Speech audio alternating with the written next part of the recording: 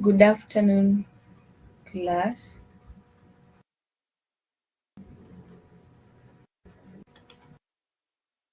So today we want to learn about partnership. Um,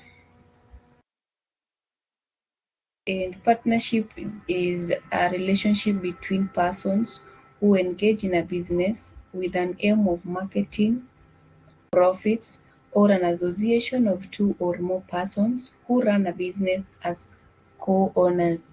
The owners are called the partners.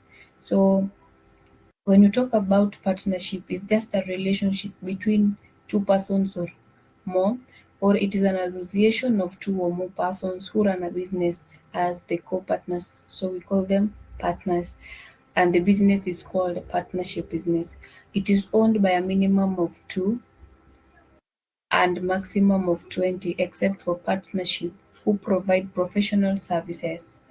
Um like medicine and law, which have a maximum of 50 persons. So, as the name suggests, partners, the number of people that are required, we have minimum number of two and a maximum number of 20, except for the medicine and law services, which have up to a maximum of 50 persons. We have the characteristics of partnership. Number one, capital is contributed by the partners themselves. Number two, partnership has a limited life. That is, it may end anytime because of the death, bankruptcy, or withdrawal partners. Those are the things that can make it end. Number three, each partner acts as an agent of the firm, ability to enter into contracts. Number four, partners are co-owners of business, having an interest or the business. You have, as a partner in the business or as a member of the business, you are an owner of the business. The business is not entitled to one person. The next one is that responsibility, profit, and losses on as agreed basis. Whether you are 10 or whether you are 5 or you are only two people, you will share the losses and the benefits or the profits as you've agreed upon. Uh-huh. We go to the next slide.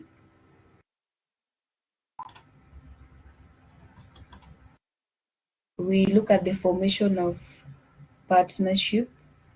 Um, the agreement can either be oral by use of mouth or within down. A written agreement is called a partnership deed. So proposed business will be run to avoid future misunderstanding. And now we look at that first way of how it is being formed. It can be informed.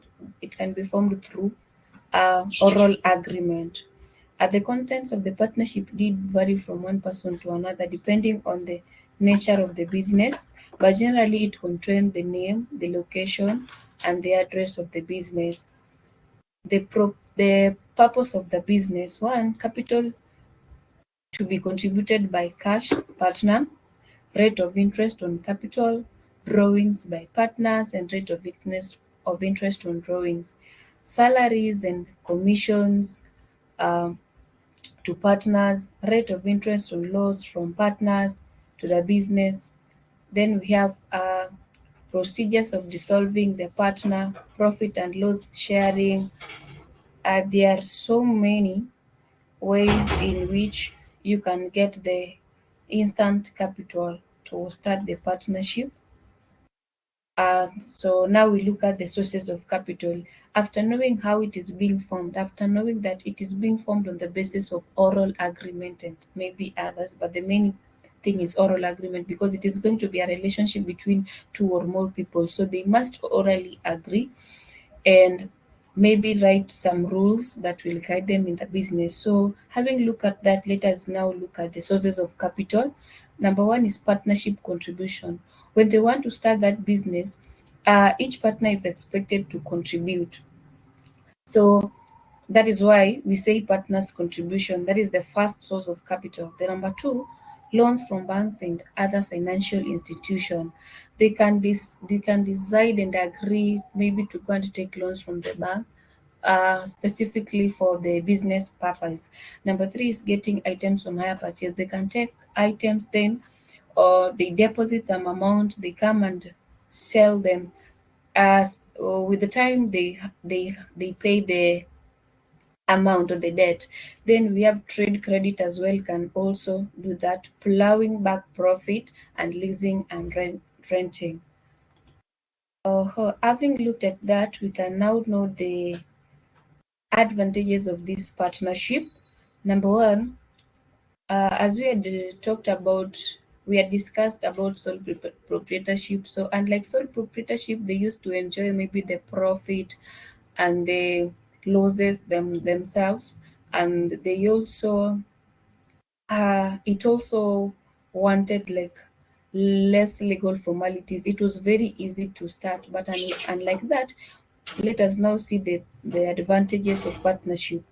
Um, Work is distributed among the partners, unlike sole proprietorship, where work is basically done by one person. Um, this reduces this reduces the work for each partner. Number two, they can undertake any form of business agreed upon by all partners.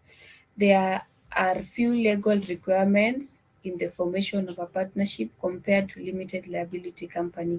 So, as we had compared sole proprietorship with the partnership, we can now compare partnership with companies. It also requires less legal formalities as compared to the limited companies.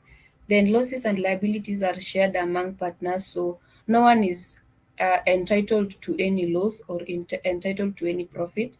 Any loss and any profit they have to share them equally. Then continuity of business is not affected by death or absence of a partner, as would be in the case of a sole proprietorship, where when one dies, then the business is dissolved. No, can only be solved in case of bankruptcy and insolvency.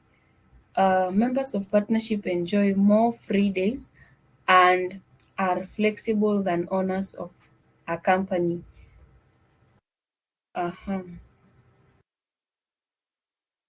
I don't know whether there is a question. Okay, there is a slide that we passed that is types of partners.